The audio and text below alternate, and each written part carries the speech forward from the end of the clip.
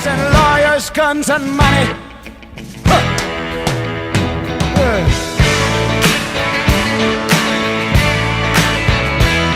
Send lawyers, guns and money.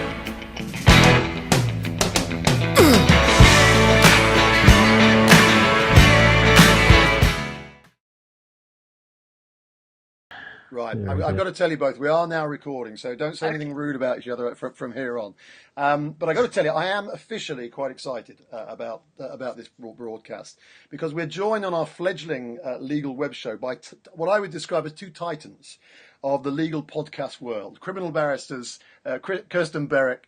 Is it Beswick? I'm so sorry. Yeah, I'm so well known. Well done. Sorry, Beswick. Kirstin. And Ben Knight. You see, Kirstin was worried about her preparation before we started, and look at me. I'm a fumble. But anyway, welcome both of you very much for coming along. Right. Now, a brief introduction to follow, but I was in a pub last night where a chap who is known for his erudition and cerebral nature said, look, you don't worry about talking to people, don't worry about finding out what people are all about, just ask their favourite Beatles track. It'll tell you everything you need to know. So I'm going to ask you, Ben is a musician, so you must instantly have an immediate Beatles favourite. I do. It's rather ugly. It's I Want to Hold Your Hand for the simple reason that so much lyrical is waxed on the subject of the Beatles that it's their most glorious cheesy pop song. And I think it's a fine example of it.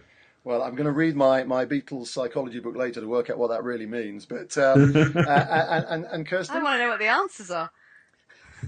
And Kirstin, what is yours? Being a huge Beatles fan as you are. Indeed, I think I have to say, I'm going with Brown Sugar because I'm not a Beatles fan at all. That's a great.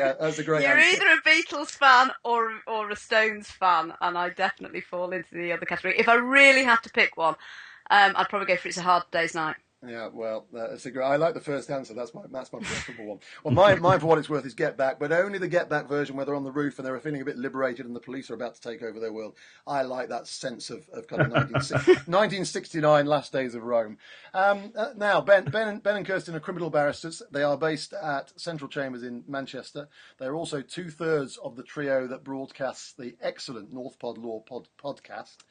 And I've got a particular affinity with Ben and Kirstin, although there's a slightly different type of web show that we normally produce, bearing in mind that we do normally deal with SME and commercial matters. I, in a former life, was a senior clerk to a criminal chambers in Manchester. It was a glorious 8 years of my life. I enjoyed it thoroughly. And I have retained a deep affection for the bar. And so it's great to have you both with us. But just tell me a little bit more about the podcast. Perhaps, Ben, if I can start with you. Just give us a bit of background. I don't want to use the kind of X Factor, tell us about your journey, but tell us about your journey. It was very simple in some regards. I have a history in podcasting anyway, nothing to do with legal podcasting. It's all sports stuff. And I was hoping to put together what I would call educational marketing for not just for the criminal work that I do, but also for some of the things like software licensing, which I have a niche practice in. And so it was sort of an ability to combine those, but me on my own would have been extremely dull. So Kirstin and I sat down and decided how we could turn it into what it is now, I suppose. Yeah, I think that's right. We were both sort of looking at educational marketing in different ways, and we came together over a burrito, I seem to recall. Not bar burrito by any chance, was it? It was indeed. It although was indeed, yeah. Other burrito chains are available. Yeah, absolutely. But Yeah. and when did it start? What was the? When did you get the first? Well, we're on series 12, aren't we? And we're about 6 weeks on, 6 weeks off. So is that 3 years, Ben? I've just had a horrible jolt of horror that you might be right. Yeah, I think that's about right. Well, I just finished series 12. I got to say they are thoroughly entertaining. I mean, we're going to go. I'll wrap it up by recommending my favourite series, but actually episode which links into something we're going to talk about. But I mean, any remarkably funny incidents, any favourite moments, any highlights or lowlights that you can recall? I have to Having say, to work with Ben is always a low light. Oh dear. Well, this is Kirstin's jealousy because, of course, during last series, we probably, I think, the biggest number of hits we've ever had was an episode in which one of the things we do on North Pod Law is we try and myth bust big stories that are in the press, either about the legal profession or about cases. And you may understand that we frequently come up against the Daily Mail as a result. Well, the Daily Mail had been running stories about a young woman who was funding her way through law school through a different type of webcasting to this for some time, and Rather less clothed. Well, quite. And so it was a quiet week. So it was probably I think the oddest episode was the episode in which we were interviewing a stripper. But you know, we said a few. Well, we set the record straight about a few things from the Daily Mail. So that was entertaining. Well, we need a contrary view, and I'm going to come to the Daily Mail in a moment, actually. But just on the podcast again, my world, which now seems an ancient, historic time of the late '90s, early 2000s. I mean, there was clearly, the bar, and particularly the criminal bar in a way, but they tended to hide beneath a bushel. There wasn't the kind of, they didn't really come out and publicise and explain what they do, which I think North Pod Law really does very, very well. And I'm guessing, are you unique? Are there a few of you about, or obviously unique in your quality? What, in terms of podcasting barristers? Yeah.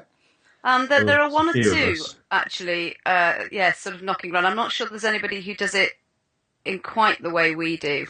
I think the closest is probably Sharon QC with his. In fact, he has several different types of different strands of podcasts.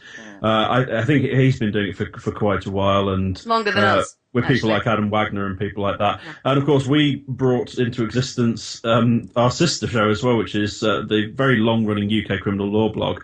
They were keen on effectively having our airtime when we're off air for 6 weeks, and as a result, you now get the very different, contrasting styles of what we do on our show. And then when we're off air, I produce their show, but the content's all theirs. Yeah. So those guys as well. So there's more and more of us, and it's interesting. I thought when we started off it would be extremely niche, and I have to say the first couple of series, word of mouth is a struggle thing to get out there. When we did a live show, we did a live netcast from Manchester Metropolitan University on the subject of legal aid cuts, and I think because it was controversial, because we had recently termed impertinent barrister Ian West, termed so by a judge in the Midlands. I think he's appealing that case. And of course, controversial figure Franklin Sinclair of Tucker Solicitors. For business listeners, they might not know those names, but those in the criminal world will know them all too well. And I dare say you do as well, Andrew. I remember Franklin, yes, of old. And in fairness to Franklin, he was one of the biggest suppliers of work to Chambers in those days. But I suspect that perhaps the flow isn't quite going in the same direction. Now, listen, it's been 12 minutes, 50 seconds, and I haven't raised the name of Chris Grayling. And I haven't raised it yet because I didn't want to inflame the conversation quite too early. Now, to those of you not particularly familiar with Chris Grayling, he's, of course, our esteemed Lord Chancellor.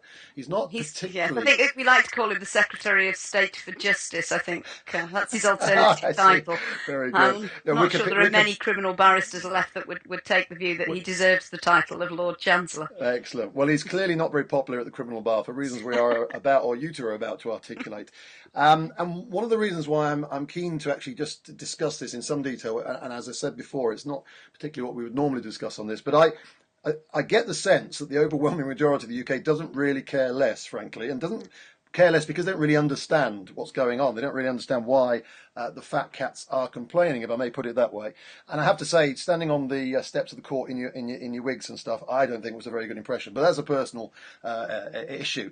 But I'd like you maybe just to talk through a little bit of what's happening, how it's affecting the bar and how it's affecting justice, and just give us maybe an example or two. Operation Cotton, I think, is one particular case that might be useful to talk through. How shall we start? Well, the difficulty with the reason the fat cats are complaining. Well, let's start with a bit of myth busting for a start. If you ask most people how much a criminal barrister earns, and in particular how much a criminal QC earns, they will give you a figure. So I'm going to ask your listeners now to think themselves, what do I think a criminal barrister actually earns? And I'll come back to it in the end. You've got your run-of-the-mill criminal barrister. They're dealing with people who, have committed robberies or are charged with robbery and haven't committed it. People like Nigel Evans, who are charged with horrendous crimes like rape who are innocent of them. And we deal with that day in, day out. That's sometimes dealing with people who are old lags, who know the system, who are what most people out there would probably think of as thoroughly bad people. We have to deal, the reality of that is actually that you're dealing a lot of the time with people who are very vulnerable, who have never had a chance or an opportunity in life, and even if they were offered an opportunity, wouldn't have the ability to take it because they've just grown up in a very different environment. On top of that, you're dealing with people who are not from that sort of background, who find themselves either because they've made a very large mistake or because somebody else has made a big mistake about who they are. They find themselves in the system for the first time. You could be facing a long sentence, and the only person who stands between you and going to prison for an awfully long time might be me, or it might be Ben. And that's what we do on the day-to-day basis. So, what do we think that's worth? What do we think people actually earn, and what do we think they ought to earn? On the top of, let's look beyond that, you've then got the QCs, who are, of course, the elite of our profession. They are at the top. They are the equivalent, you might think, of a consultant surgeon, is in comparison with a registrar in a hospital, or a doctor in a hospital. And again, what do we think they ought to earn? They're dealing with people who are looking perhaps at murder, again, serious sexual offences, the big stuff generally, terrorism. How much do you think your barrister who is defending you against a charge of terrorism when you have done nothing wrong, where you're not a terrorist, how much do you think he should be earning? How much do you want him to be earning? So, okay, we're all fat cats. We all go to university for a very long time. Ben, average student debt for a barrister? Can you remember? I'm probably hopelessly out of debt now, but certainly at one point it was getting close to 19,000. I think it's more than that now. I think you mean you're out of date, not out of debt. Although, crikey, there's a nice idea. Sorry. Yeah. I think it might actually be rather more than that by the time you've added, the whole shebang on. Okay, so some figures. Your average barrister, criminal barrister, not corporate barrister, criminal barrister, earns £36,000, somewhere between £34,000 and £36,000 per annum. Now when you say average, just to get some clarity on that, I mean, what kind of years' experience? What call would that be? That could be, and that's every call. Everybody who isn't a QC. I see, every junior barrister. Sorry, okay. Yeah. Yep. So you could have been practicing this for 50 years. You could have been practicing it for 6 months, but it's between those two figures. Yep. Between those two lengths of time, everybody who isn't a QC. So all the doctors, if you like, the equivalent. And I think it's always worth remembering that I think when you were at school, there were, the people who became barristers, or actually lawyers generally, were also the people who might have become doctors. It always seemed to split like that in school. These were the same sorts of people with this, and particularly in criminal law, I think, with the same sorts of background, that ability to deal with really horrendous stuff, but look at it objectively, but also compassionately. They're all, you've got all the analytical skills, all the academic skills, but you've also got to have that humane side as well. So that's your average barrister. QC, certainly, I think the figure Maura McGowan had when she appeared in front of the Select Committee, 60,000. Now, I think that's outrageous. That came as news to me, that, if you're at the top of this profession, the average wage then is 60,000. Now, that's a nice wage. It's not a bad wage in comparison with, if I was a secretary or even a teacher, 60,000 is not a bad wage, but it's not the same as being a consultant surgeon, and it's certainly not the same as being an MP. Chris Grayling is, 142,000, I think he earns. He doesn't have any legal qualifications. He's running the system appallingly badly, in my personal opinion. And on top of that, he gets all his expenses paid for him. That's one of the things that we have done in the past on Northpod, actually, is because of the Freedom of Information Act, one thing we quite like to do is that when Grayling makes bold assertions about how much barristers earn or whatever, we like to make sure that he's not leading the public astray on these things. He recently, on an interview with Andrew Neil on the BBC, decided to tell Andrew Neil about the outrageous fact of barristers having to pay to go to work. Well, you and I, Andrew, have to pay to go to work as well, don't we? Well, actually, it turns out as a result of a Freedom of Information request, the dear old Lord Chancellor, the first unqualified one in 300 years, actually doesn't pay to go to work at all. So perhaps Andrew Neil would like to have him back to ask him about that. But it's just an example. The reality is that, I mean, Operation Cotton, which you asked about, very straightforward. It's a what they call a VHCC, so a very high cost case. All that means is it goes on over a certain period of time. And it has a lot of certain paperwork as well. You're looking at, you could be looking at 6 months, literally 6 months of your life just spent preparing one of these things. Yeah. And the government cut the fees halfway. Well, they cut the fees by a very large amount. 30% was the figure they quoted. Although in actual fact, if you do the maths, you figure out it's actually rather more than that. It is rather more, but the official figure's 30. But even so, I don't know anybody who's willing to take a 30% pay cut. Even if somebody doing a Saturday job wouldn't be keen on taking a 30% pay cut. Especially if you told them it was, to use your analogy, especially if it was midway through their shift and you told them that 30% pay cut would apply from that very moment. So, but even if you've taken the work. So what happened literally in Operation Cotton was that's actually exactly what happened. Yeah. There were barristers who were instructed to represent the 7 defendants, I think it is. 5 in Cotton, yeah. 5 in the final case, but there are more. There's 2 cases linked. Yeah. Anyway, they were already instructed. They'd started preparing the brief when this announcement came in, and they were across the board. Barristers all over the country said, absolutely not. We're not doing it. We have taken pay cut after pay cut. And I think that's the other thing people don't realise. This isn't the first time someone's come to us and said, oh, well, you must take a pay cut. So far, we've not had a pay rise since the early 1990s, and since then our pay cuts have amounted to 42%. This isn't VHCCs. This is just ordinary cases. And on top of that, they now want to take 30% from these really big cases. So the people doing those, and they're the people at the top of the profession, said, no, we're not doing it. And those of us, slightly further down also said, yeah, that would be great, wouldn't it? I could go and do this really big case, but I'm not going to do it either because we're going to support each other as a profession. So as a result, the barristers withdrew on the basis that they were professionally embarrassed. They weren't going to work for that fee.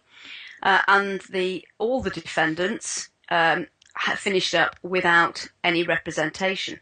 It's been ticking on and ticking on. We've had the strikes in regard to the fees generally, which we've now come to an agreement on. But part of that agreement was that we would not. We hadn't agreed that we would do VHCC work. That argument was agreed was separate. So as a result, the first part of this case, which I think is a case Crown against Crawley, I think officially it's called, but it is part of Operation Cotton, came for trial. It was trial was imminent, and none of the defendants had anybody to represent them. And the judge had to make a decision as to what he does at that point. And after a lot of soul searching and a lot of looking at what the possible options were there any ways around it, he came to the conclusion that there was no realistic way that those defendants could guarantee, couldn't be a guarantee that within a reasonable time those defendants would have representation.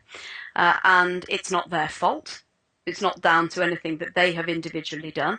That means that they can't have a fair trial, or it couldn't be guaranteed that they could have a fair trial.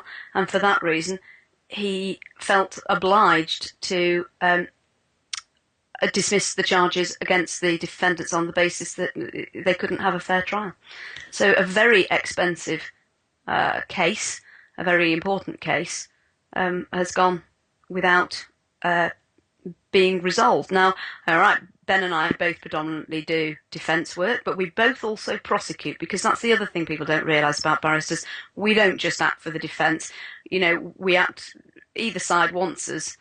It's not a choice. If the prosecution come and ask, will you represent the Crown in this case, no matter what that case is, as long as we're free and there are no professional reasons why we can't do it, then we go and do it. I'm going to go back, actually. Thank you very much for that detailed explanation. And I think the fact that cases are collapsing, and that's a great example of one. There's a real cost to all this, and there's an irony about the cost that's going on in the background whilst they're trying to allegedly try and save costs through the fees. Just one point back, because now the average salary of £60,000, for example, for the silks, for the QCs. I think what people don't realise as well is that barristers are individual business units. They are self-employed. And so out of that £60,000 comes their chambers expenses, which in some cases can be quite high. And of course, on top of that, then their normal income tax, etc. So, coming out of that... their income tax comes out of that. To be fair, I think that 60,000 is their income. So I think that is actually... That's net. Before, that's once you've taken off all the expenses. But what is important is when you look at figures. So, for example, Chris Grayling has been quoting a figure for non-QCs of over 80,000. Now, that 80,000, includes VAT. Well, I don't know anybody who quotes their salary inclusive of VAT. So you need to take off VAT. For any figure that they come up with, you take VAT off before we even start. Then you've got usually a roughly similar amount to that comes off for your chambers expenses, which you have to pay, because we have to pay our clerks, any secretarial matters that are dealt with that you don't do yourself. I mean, most barristers do their own secretarial stuff, but things like fee chasing, and diary management and your marketing, all of that it has to be done by your clerks. You're actually debarred from doing a lot of that yourself. So you have to pay for that.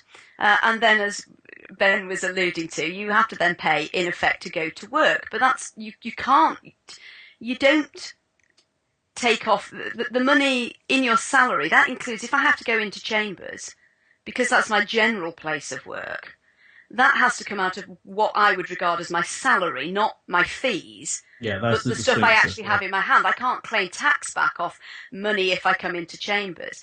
But of course, my job doesn't involve going to and from one place all the time. I might be in Carlisle or Bristol. And if you're a plumber or a general businessman, if you have an office in London, but you have to go up to see a client in Carlisle, you expect that to come out of your business expenses. It's not your salary. So this is everything. When somebody says to you, this is how much a barrister earns, and they're quoting a gross fee, you have to think of it in terms of turnover, not even profit, turnover. Well, clearly, I think that every clerk is worth every penny you pay him. So let's just make that let's make that absolutely clear. But I think the key message here, certainly in terms of these headline figures, this fat cat, it's such a lazy piece of journalism as well that these people pick up on it. Please, you really do need to dig a little deeper and find out what's really going on behind some of these figures. Actually, I have to say, that's one of the things that's been really... I know we were talking before about whether the bar is really getting its message across. It's beginning to, I think, because one of the things that has come to light is more and more journalists are asking questions. The Andrew Neil interview was absolutely a sterling piece of journalism. They'd obviously done their research, and the politicians are very used to just being able to quote figures, and they don't go question. Everybody knows that that lawyers are all fat cats. I'm afraid there's more to it than just the money, as it were. People need to contemplate this in terms of how it affects them, because if you're going to launch an attack on some part of legislation, some part of society, then you need, as best you can as a politician, to have the public on side. So by taking the very lazy route, the one that journalists always, it's their go-to place, isn't it, in terms of journalism about barristers, it's the fact about lawyers and so on. In order to attack other things, that's the route you take. So yes, there have been these cuts to legal aid. There are various things out of scope. So some of your listeners who are businessmen and women who have private issues in terms of contact with their children, they become suddenly very disappointed when they're told by solicitors or whoever else that all of a sudden there's no way they can get public funding to help secure access to their children anymore. You either pay or you don't get your access. So that's already gone. That boat sailed April 2 years ago. But what's more worrying is where we're looking at now. I mean, this government has always been somewhat anti-human rights legislation. Chris Grayling has already announced that he intends, with this government, to curtail the role of the European Convention on Human Rights, which incidentally, created 60 years ago by conservative lawyers. But anyway, but the thing is that we're the ones who speak up against it. And of course, if we're anything other than self-interested fat cats, then of course people might take us seriously. Thirdly, and finally, in terms of why people need to be worried, is the issue of judicial review. This is something else for which public funding has hitherto been available, which is now being curtailed. People will say, well, so what does that matter? Well, think about it this way. All right, to private individuals, judicial review is your mechanism for having redress against the decision of any arm of the state. So that can be fairly obvious stuff like the ones that they use in the press when they're trying to have a pop at it, like prisoners and prisons. Or let's look at it a different way. In terms of business, maybe not SME territory, let's go to the other end of that scale. What about Richard Branson? Richard Branson used the judicial review mechanism in order to combat what was on the face of it, corruption on the part of the government in terms of the awarding of the contract for the West Coast Main Line. Now, okay, Richard Branson probably wasn't fretting too much about how much he was paying his lawyers, but what if you're in the small to medium enterprise category and you have a decision that's taken against your business or pertaining even to your business area? And it doesn't even have to be something as large as, it doesn't have to be as big as the West Coast Line, does it? Even small to medium enterprises have occasionally managed to get government contracts or local authority contracts. Yes. We don't have to be massive, and your only redress when you go to them and say, well, hang on a minute, your tendering process, he was out for dinner with him. Is that how he's got it? Your redress is judicial review. Now you're going to have to pay for it, and it's not cheap. You know what you've been treated to there, Andrew, don't you? That was a North Pod Law segue. That was a high quality segue, and I'm going to come back to it because it was beautifully done, I have to say. Just a conclusion for those that are interested in finding out more detail. If you want a forensic analysis of for example, the case that was being mentioned there, then you do need to listen into the podcast. I think I've got a title of it here. The podcast entitled Schadenfreude of Rampant State Failure. It sounds like a Morrissey song title, to be honest. But that provides you with a forensic analysis of that particular case and the wider issues going on. And also I have a lot of man love for Andrew Neil, so good to see him getting a good bit of press. But the segue that's so beautifully brought in, and I'm pleased you did, because my Wagamama's delivery is due to arrive very soon. The segue was about, we were going to look at a bit of legislation actually that could well dramatically affect your business and how you conduct your business. And one area that I think has fallen completely under the radar, and it actually has gone rather silent since the legislation came in, frankly, is the Bribery Act. Yeah. And I was just interested in maybe a little bit of feedback from you both about it. I mean, the SFO, I mean, it's been in 3 years now. I don't think there's been a major prosecution, but could you just give us a very, very quick background as to what it could mean for a business owner and what the impact on them could be and how they could fall foul of it? Of course. Well, it's the Bribery Act 2010, and there were prior to it there were all sorts of different offences that could be committed that were to do with bribery. Very simply, it's all in one place now. The offences are bribery, being bribed, the bribery of foreign public officials, and the failure of a commercial organisation to prevent bribery on its behalf. Those are the offences. Now, you're right in saying it's been around for a little while. There are two prosecutors who can bring prosecutions under that act. One is the Crown Prosecution Service via the DPP, and the other is the SFO. And this is the interesting thing: the CPS have brought a couple of fairly high-profile prosecutions under this Act. The Mars one's probably the most. Well, I think the court clerk, Munir Patel, was the first one. That was the taking a bribe at Redbridge Magistrates, was it? Back in 2011, I think, from recollection. Yeah, it's November 2011. Yeah. That was to do with the road traffic matters and how the court was to deal with those. You then, seriously, go look it up if you want to read the details. I think we actually covered this on the show. We did indeed. They had the second one, which I think everyone was expecting to be rather more important than it ended up being. This was it's up in our very own territory here. Oldham Council in October 2011, I think this was. This was to do with taxi drivers for private hire taxi licence issues, and this was a licensing officer who was offered a bribe by the defendant. And of course, he reported it, and that all went terribly well. Judge Foster in our court here in Minchell Street gave him 2 months imprisonment, suspended for 12 months, which was interesting because, of course, Munir Patel, the court clerk, was given sentenced to 6 years, but I think he appealed and got 4 in the end. So where at this point were all of the prosecutions of these organisations, these businesses, who were waving wads of cash at foreign companies and everything? The answer was nowhere to be seen. No. The SFO brought, and this is, we have to be slightly careful with some of this because some of this is ongoing. At the moment, there is, I think, probably the first proper big one, Sustainable Agroenergy PLC. Now, it's not up to trial until September of this year, I think, so obviously we'll be limited in what we can say about it. This is a biofuel investment company, and some of its staff who've been charged with offences pertaining to making and accepting financial advantage, which is sections 1 and 2 of the 2010 Act. The headline figure in that is £23 million worth, effectively, of bribery or fraud.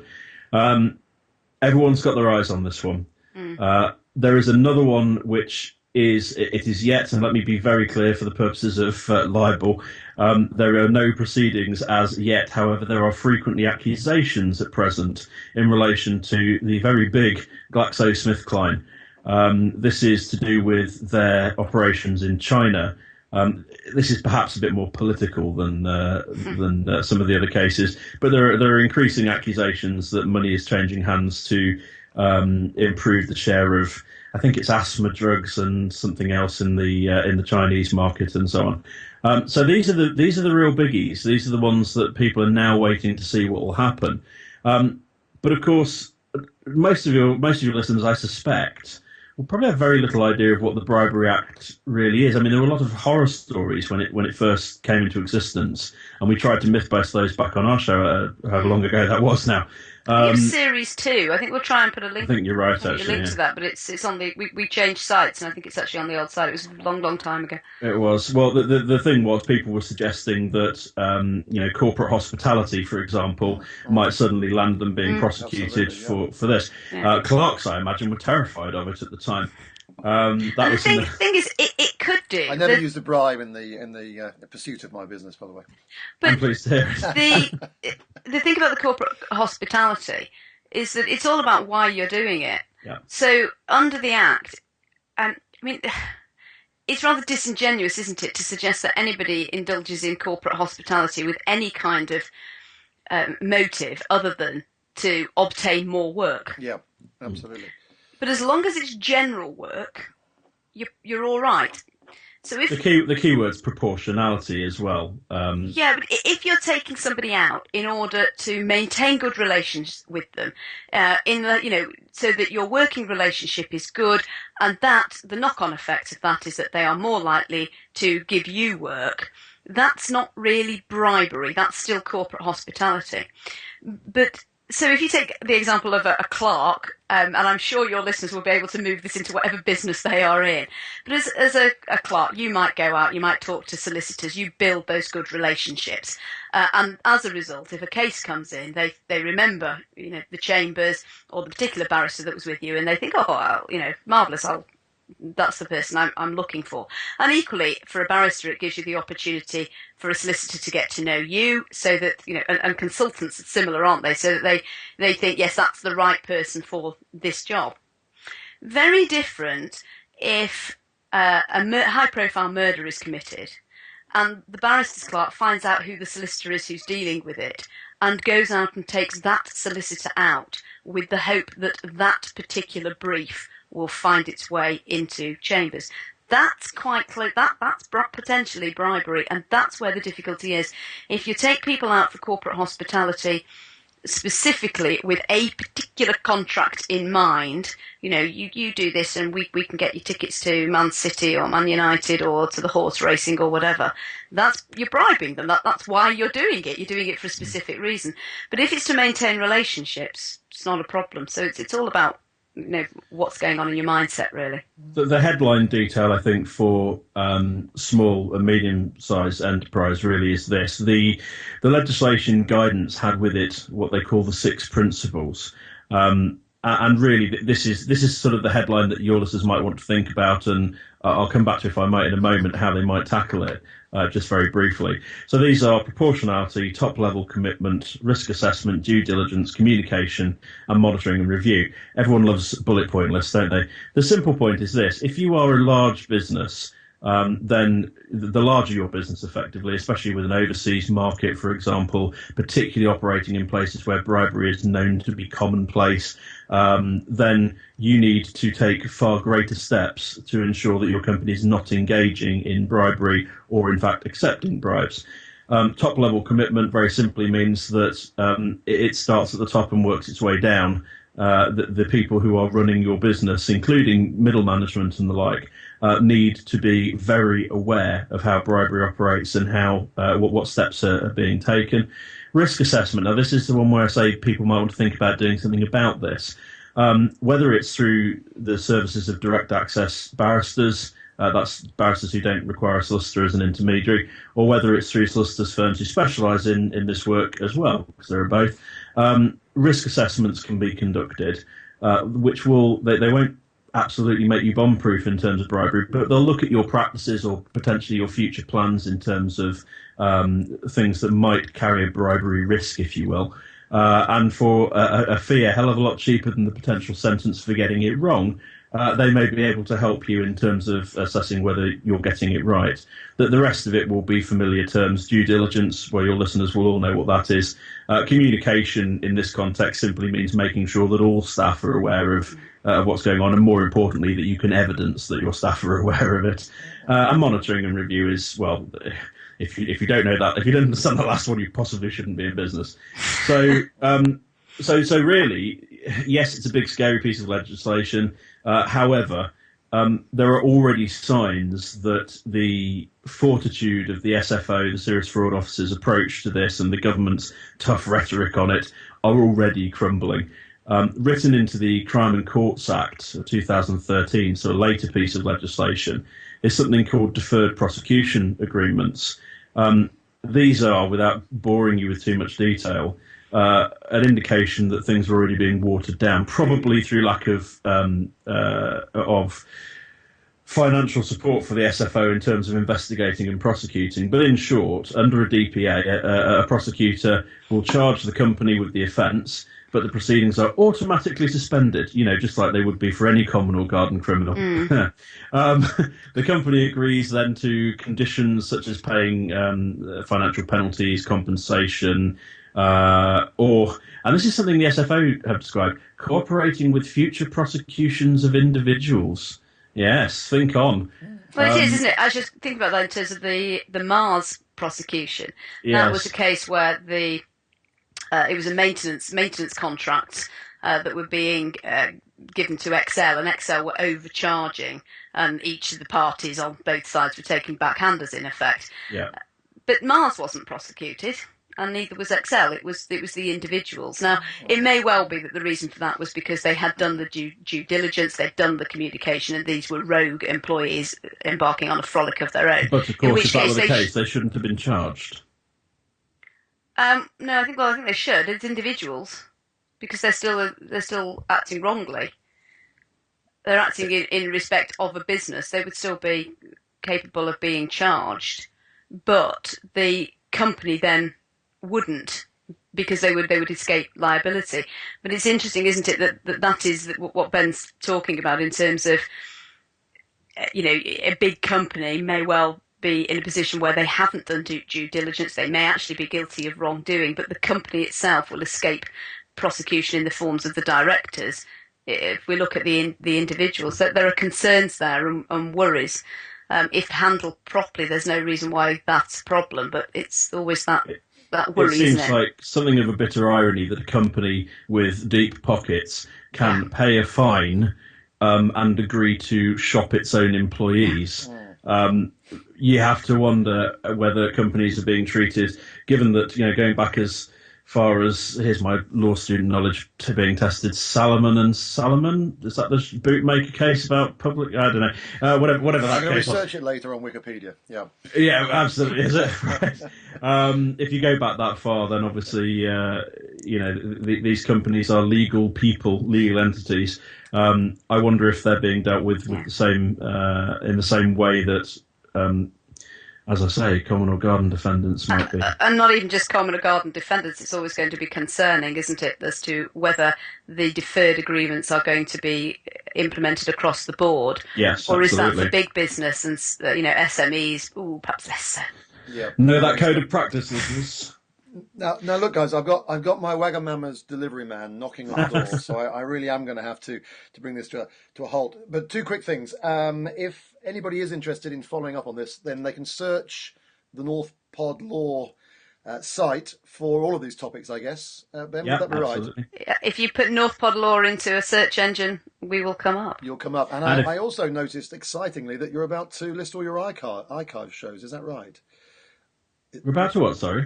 Yeah, it was a struggle, that word, wasn't it? Your old shows are being archived. Oh, the archive one. Yeah, we are. That's a big operation for a day when I'm not in court. Yes. At the moment, what I can say, and I've tested this actually, is if you search North Pod Law and there's a particular subject that you're interested in, so for example, if you search North Pod Law bribery in Google or any other search engine for that matter, you should get the show, whether it was on our current blog or the old one. So that should work for now. And if you can't find it, contact us by just tweeting our general direction at North Pod Law, and we can tell you where to find the episode. We'll send you a link back. Great. Well, I'm going to put my teeth back in. We also do a transcript of this as well. So if anybody is watching and wants to get the transcript, we can provide that as well. Listen, Ben and Kirstin, thank you so much. The detail and the commitment to this broadcast has been sensational. And the one thing I would also conclude with, and we were talking about fees and how much you're paid, barristers work blooming hard, I have to say, and I know that from personal experience. And we were going to do this broadcast tomorrow, and both of them got sudden last-minute cases dropped on their toes. I think, are you in the Court of Appeal tomorrow? I'm in the Court of Appeal on Thursday. So yeah, but I'm in court tomorrow as well. There's a great example where they're never quite sure what they're doing from day to day. Often, so there's a lot of stress goes on in what they do as well. Listen, thank you both. North Pod Law is the podcast. Thank you for joining us, and thank you everybody for watching this particular podcast of Lawyers, Guns, and Money. Many thanks. Thank you. Send lawyers, guns, and money.